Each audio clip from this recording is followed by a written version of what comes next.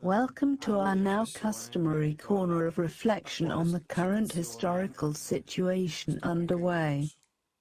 Today we will talk about the press, about how the press is behaving in this historical phase, and we immediately notice an unprecedented ferocity, an incredible and astonishing lack of ethics and morals, which I would define at least criminal, even if ultimately defining it as a criminal is a euphemism, between hate speech and other really abject media choices, which are bringing and will continue to bring so much harm and suffering to the population.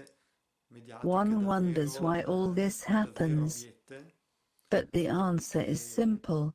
The generalist press had to endorse a very alarmist institutional version right from the start. But however exasperated it may have been at the beginning of the pandemic, it was still a version from which one could go back. One could operate a face-saver, because there was still a legitimacy of alarm, and the Times also allowed us to carry on a narrative of this kind. But now with the accumulation of lies over time, because with the months, and then the years, all these lies have accumulated, it's too late to say that it is not true. Everything that has been said so far, including the accusations that have been made against the population that disagrees with the institutional narrative, can no longer be done, because there is not a face-saver to use.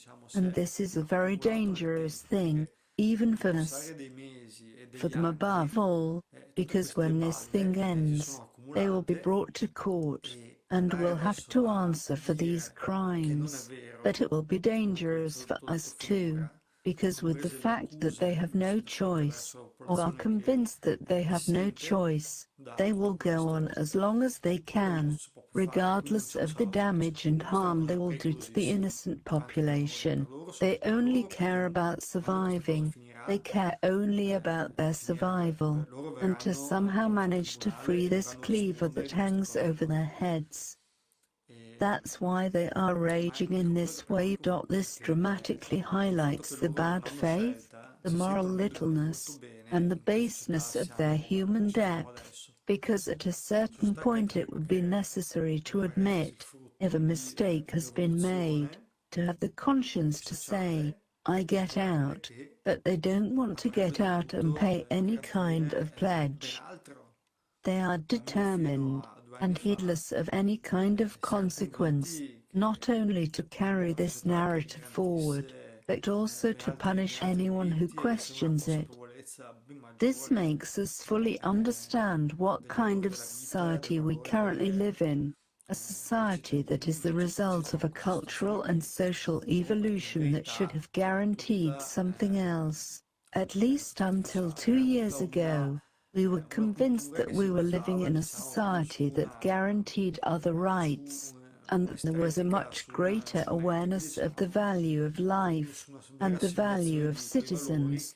Instead we find ourselves in this situation here precisely because in truth it was an artificial culture, more similar to ethics than an authentic and genuine assimilation of those values that would have made certain responsibilities towards the dignity of others as well as towards one's own unavoidable.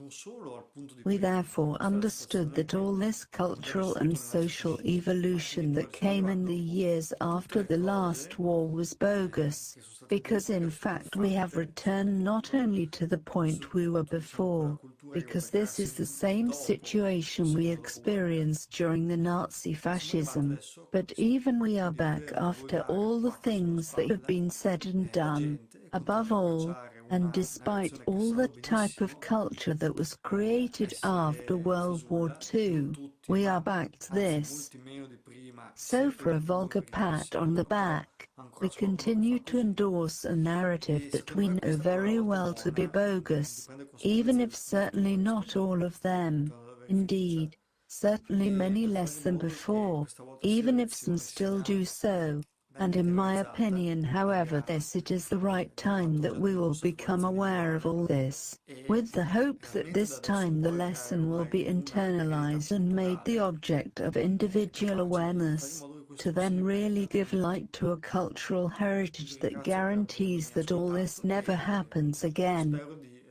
I thank you for having listened to me, and I hope to soon be able to leave some other messages inherent to this very delicate historical moment.